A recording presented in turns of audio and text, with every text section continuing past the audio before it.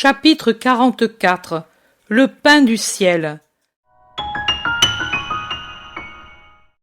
Il se fait un bourdonnement qui n'est pas discret dans la synagogue et au dehors à cause des paroles nouvelles et hardies du maître. Et lui, après avoir un moment repris haleine, tourne ses yeux étincelants de ravissement là où on murmure davantage, et ce sont précisément les groupes où il y a des Juifs. Il recommence à parler. « Pourquoi murmurez-vous entre vous?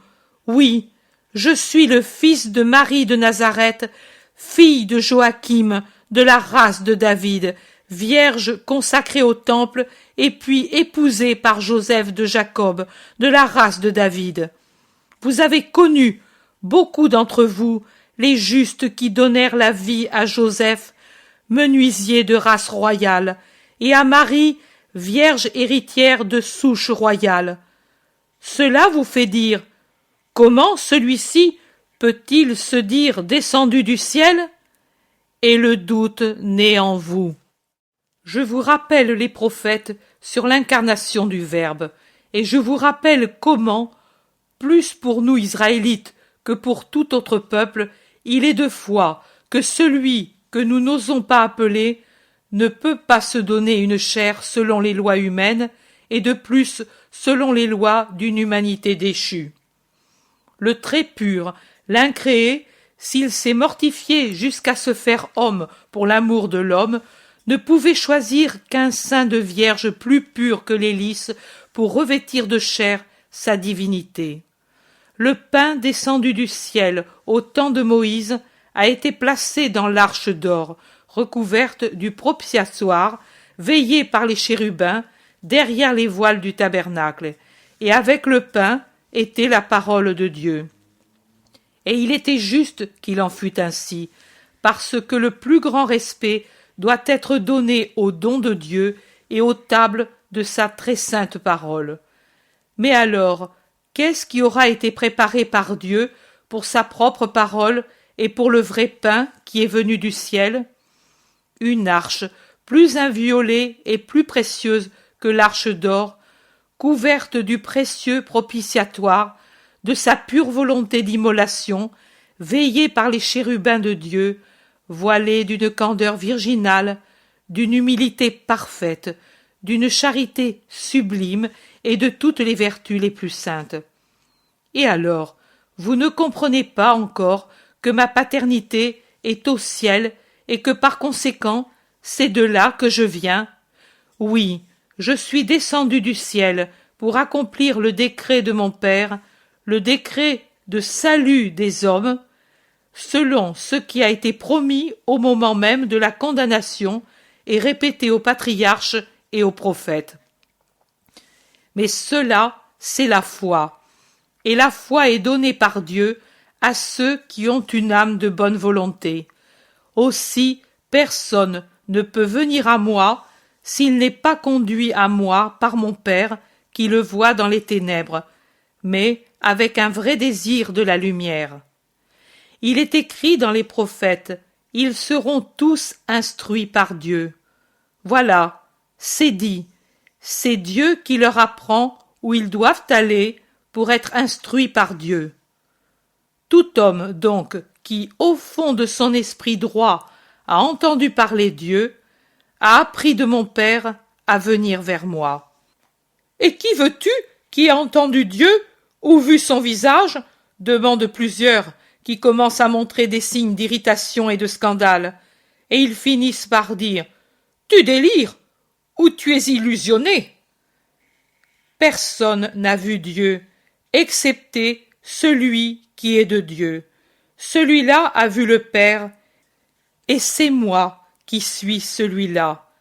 Et maintenant, écoutez le credo de la vie future sans lequel on ne peut se sauver.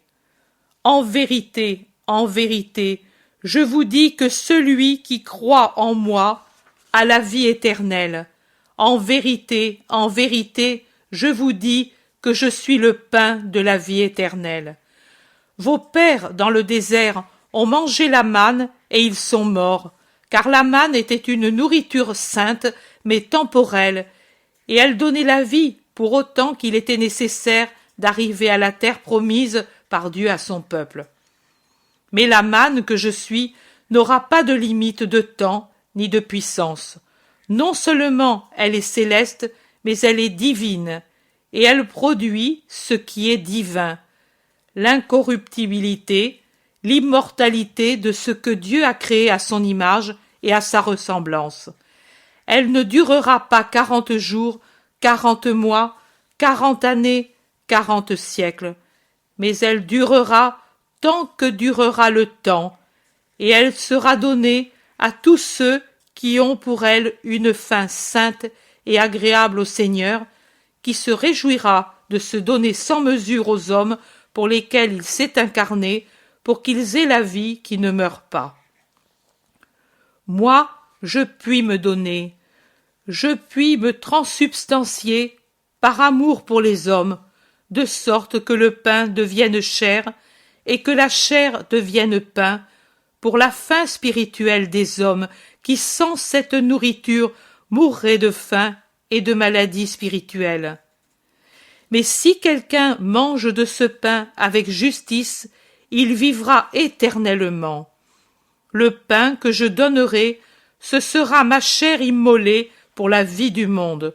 Ce sera mon amour répandu dans les maisons de Dieu, pour que viennent à la table du Seigneur ceux qui sont aimants ou malheureux, et qu'ils trouvent un réconfort pour leur besoin de se fondre en Dieu, et un soulagement pour leur peine. Mais comment peux-tu nous donner ta chair à manger? Pour qui nous as-tu pris? Pour des fauves sanguinaires? Pour des sauvages? Pour des homicides? Nous avons de la répugnance pour le sang et le crime. En vérité, je vous dis que bien des fois l'homme est plus qu'un fauve et que le péché rend plus que sauvage, que l'orgueil donne une soif homicide, et que ce n'est pas à tous ceux qui sont présents que répugneront le sang et le crime. Et même dans l'avenir, l'homme sera tel parce que Satan, la sensualité et l'orgueil en font une bête féroce. Et c'est pour satisfaire un besoin plus grand que jamais que vous devez et que l'homme devra se guérir lui-même des germes terribles par l'infusion du saint. En vérité, je vous dis que si vous ne mangez pas la chair du Fils de l'homme et si vous ne buvez pas son sang, vous n'aurez pas en vous la vie. Celui qui mange dignement ma chair et qui boit mon sang a la vie éternelle, et je le ressusciterai au dernier jour, car ma chair est vraiment une nourriture et mon sang un breuvage. Celui qui mange ma chair et qui boit mon sang reste en moi, et je reste en lui. Comme le Père vivant m'a envoyé, et que je vis par le Père, de même celui qui me mange vivra lui aussi par moi, et ira où je l'envoie, et il fera ce que je veux, et il vivra avec austérité comme homme, et sera ardent comme un séraphin, et il sera saint, car pour pouvoir se nourrir de ma chair et de mon sang, il s'interdira les fautes, et il vivra en s'élevant pour finir son ascension au pied de l'Éternel. Mais celui-là est fou. Qui peut vivre de cette façon? Dans notre religion, il n'y a que le prêtre qui doive se purifier pour offrir la victime. Ici, lui veut faire de nous autant de victimes de sa folie. Cette doctrine est trop pénible et ce langage est trop difficile. Qui peut l'écouter et le pratiquer? Murmurent ceux qui sont présents, et plusieurs sont des disciples réputés tels. Les gens se dispersent en commentant, et très réduits apparaissent les rangs des disciples quand restent seuls dans la synagogue le maître et les plus fidèles. Je ne les compte pas, mais je dis qu'on arrive à peu près à 100. Il doit donc y avoir eu une forte défection, même dans les rangs des anciens disciples depuis longtemps au service de Dieu. Parmi ceux qui sont restés, il y a les apôtres, le prêtre Jean et le scribe Jean, Étienne, Hermas, Timon, Hermasté, Agape, Joseph, Salomon, Abel de Bethléem de Galilée et Abel le lépreux de Corosaïne avec son ami Samuel, Élie, celui qui renonça à ensevelir son père pour suivre Jésus, Philippe d'Arbela, Azer et Ismaël de Nazareth, et en plus d'autres dont je ne connais pas les noms. Tout ceci parle doucement en commentant la défection des autres et les paroles de Jésus qui reste pensif, les bras croisés, appuyé à un haut pupitre. Et vous vous scandalisez de ce que je vous ai dit? Et si je vous disais que vous verrez un jour le Fils de l'homme monter au ciel où il était auparavant et s'asseoir à côté du Père? Et qu'avez-vous compris, absorbé, cru jusqu'à présent? Et avec quoi avez-vous écouté et assimilé? Seulement avec ce qui est humain? C'est l'esprit qui vivifie et a de la valeur. La chair ne sert à rien. Mes paroles sont esprit et vie, et c'est avec l'esprit qu'il faut les écouter et les comprendre pour en avoir la vie. Mais il y en a beaucoup parmi vous dont l'esprit est mort, parce qu'il est sans foi.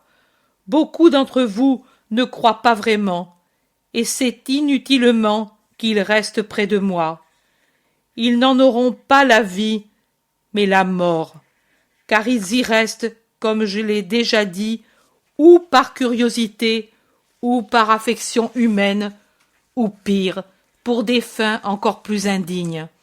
Ils n'ont pas été amenés ici par le Père en récompense de leur bonne volonté, mais par Satan. Personne, en vérité, ne peut venir à moi si cela ne lui est pas accordé par le Père. Allez-vous-en aussi, vous qui restez difficilement parce que vous avez honte, humainement, de m'abandonner, mais qui avez honte encore davantage de rester au service de quelqu'un qui vous semble fou et dur. Allez, il vaut mieux que vous soyez loin pour nuire. Et plusieurs autres se retirent des disciples, parmi lesquels le scribe Jean et Marc, le Gérasénien possédé, guéri en envoyant les démons dans les porcs. Les disciples bons se consultent et courent après ceux qui ont abandonné, en essayant de les arrêter. Dans la synagogue, il y a maintenant Jésus, le chef de la synagogue, et les apôtres. Jésus se tourne vers eux qui, mortifiés, restent dans un coin, et il dit « Voulez-vous vous en aller, vous aussi ?» Il le dit sans amertume et sans tristesse, mais avec beaucoup de sérieux. Pierre, dans un élan douloureux, lui dit « Seigneur, et où veux-tu qu'on aille? Vers qui? Tu es notre vie et notre amour. Toi seul as les paroles de la vie éternelle. Nous savons que tu es le Christ, le Fils de Dieu. Si tu veux, chasse-nous. Mais nous, pour ce qui est de nous, nous ne te quitterons pas. Pas même si tu ne nous aimais plus. » Et Pierre pleure sans bruit, avec de grosses larmes. André aussi, Jean, les deux fils d'Alphée, pleurent ouvertement, et les autres, pâles ou rouges par suite de l'émotion, ne pleurent pas, mais souffrent visiblement. Pourquoi devrais-je vous chasser? N'est-ce pas moi qui vous ai choisis, vous 12? Jaïr, prudemment, s'est retiré pour laisser Jésus libre de réconforter ou de réprimander ses apôtres. Jésus, qui remarque sa retraite silencieuse, dit, en s'asseyant accablé, comme si la révélation qu'il fait lui coûtait un effort supérieur à ce qu'il peut faire, épuisé comme il l'est, dégoûté, endolori. Et pourtant, l'un de vous est un démon. La parole tombe lente, effrayante dans la synagogue, où il n'y a que la lumière des nombreuses lampes qui soient joyeuses, et personne n'ose rien dire. Mais ils se regardent l'un l'autre avec un frisson de peur et en se posant une question angoissée, et par une question encore plus angoissée et intime, chacun s'examine lui-même. Personne ne bouge pendant un moment, et Jésus reste seul sur son siège, les mains croisées sur les genoux, la tête baissée. Il la lève enfin et il dit « Venez, je ne suis pourtant pas un lépreux. Ou bien, vous me croyez tel ?» Alors Jean s'avance rapidement et s'enlace à son cou en disant « Avec toi, alors, dans la lèpre, mon seul amour, avec toi dans la condamnation, avec toi dans la mort, si tu crois que cela t'attende. » Et Pierre rampe à ses pieds, il les lui prend et les pose sur ses épaules en sanglotant. « Presse-moi, foule-moi aux pieds, mais ne me fais pas penser que tu te méfies de ton Simon. » Les autres, voyant que Jésus caresse les deux premiers, s'avancent et le baisent sur ses vêtements, sur ses mains, sur ses cheveux. Seul l'Iscariote ose le baiser au visage. Jésus se lève tout à coup et semble le repousser brusquement tant son mouvement est imprévu, et il dit « Allons à la maison. Demain soir, à la nuit, nous partirons en barque pour Hippo. »